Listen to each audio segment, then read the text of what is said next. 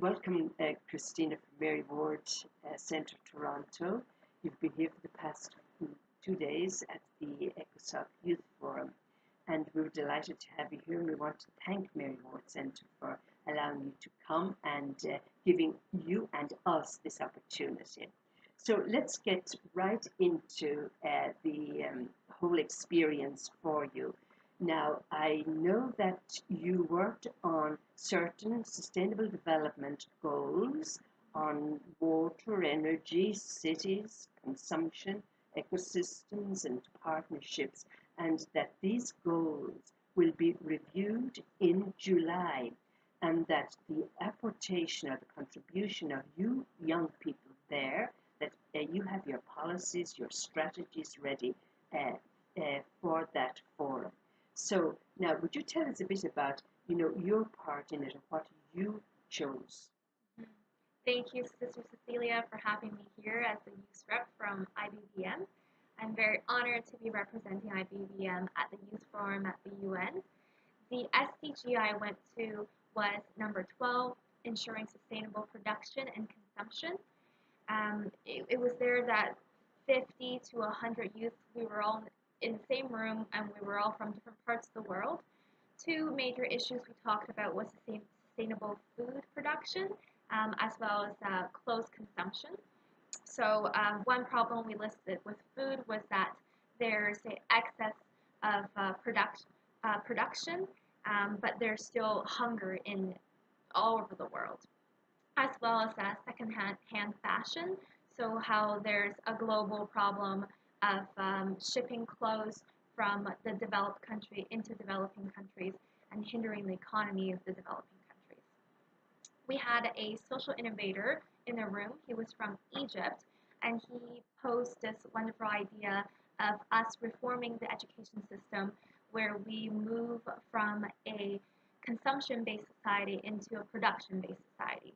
So introducing students from in primary schools to nature and to the biosystem so that they value and appreciate the environment, and they realize how much it takes to produce something so that they may themselves value um, the effort it takes to create something instead of turning into excessive consumption. So you've had very, very interesting kind of debates and conversations. Now, was there any particular region? I know you worked in regions, right? Now, maybe you might like to tell us a bit about that and if there's anything specific that stands out for you. The region I went to was North America and Europe and other states like Australia and New Zealand. Once again, there was about 100 of us in the room, people ranging from students, university students, to NGO workers, to youth reps on councils in their countries. Some of the issues that came up in North America was around political engagement. So how can, what channels are there for youth to reach their ministers or people in government positions so that to get their voices heard? We came up with the recommendation of having a youth rep within the government. Also, when there's delegations, having a permanent position for youth delegates instead of seeing them as a temporary position, as well as for the recommending the government to host more forums and consultations for youth, um, so that youth reps may collect information and opinions from youth in their area and present it to people who are change makers. One region's report that stood out to me was from the Arab states. What they said, they called on the civil society organizations specifically to support the empowerment of youth and capacity building. They were calling on civil society organizations to to reform the thinking of their parents. For example, reforming the parents' thinking in a way to let girls go to school, let girls get formal job positions. In that way, so communicating with parents in order to empower youth. Yes, excellent. And I'm just aware that here at our NGO, we work and collaborate with two sister congregations, the IBBM and the Congregation of Jesus, the CJs as we're known. And so with me here as well, we have Cynthia Matthew from India. Now, Cynthia must have, we're in the background so that you're near the microphone. So, Cynthia, you might like to answer. Yes. Oh, happy to have you, the vibrant youth from Mary Watch family.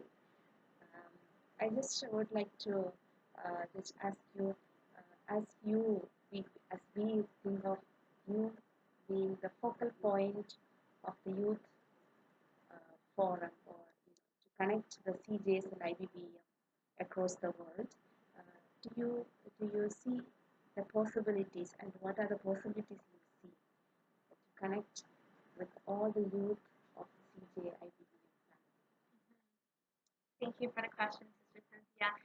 This is actually an issue, a barrier that was brought up at the Youth Forum too, how there's no forum for youth from all over the world to put their initiatives and their resources and their strategies and their projects on there so that others from all over the world may use that information. I think it's something that we are trying to change within the IBBM and CJ family as well. One idea that I have is to mimic the youth forum format, which is that we all strategize on and put together recommendations to implement certain SDGs. So next year around the same time, we're going to have another youth forum gathering where we're going to put out recommendations to the high-level political forum next summer. There's going to be 5 SDGs that's going to be discussed just like this year, but different from this year. So I think we can call on Loretto schools from all over the world to educate them, to inform them about the SDGs, and then to see what they would like to see in their own community in regards to each SDG. Excellent.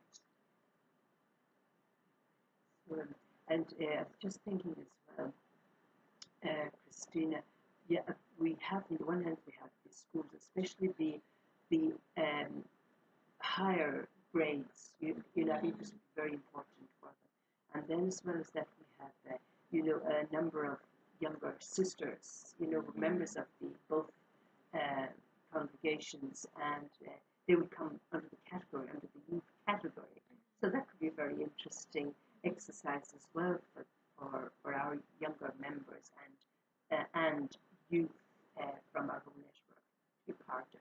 Let's see how that goes, and thank you for the idea. I mean, it's an excellent idea, to be quite honest. So thank you so much, Christina, and it's lovely having you here. And we'll be hearing from you. And so all the best and safe journey back to Toronto. And once again, thanks to Mary Ward Centre in Toronto. Thank you for having me here.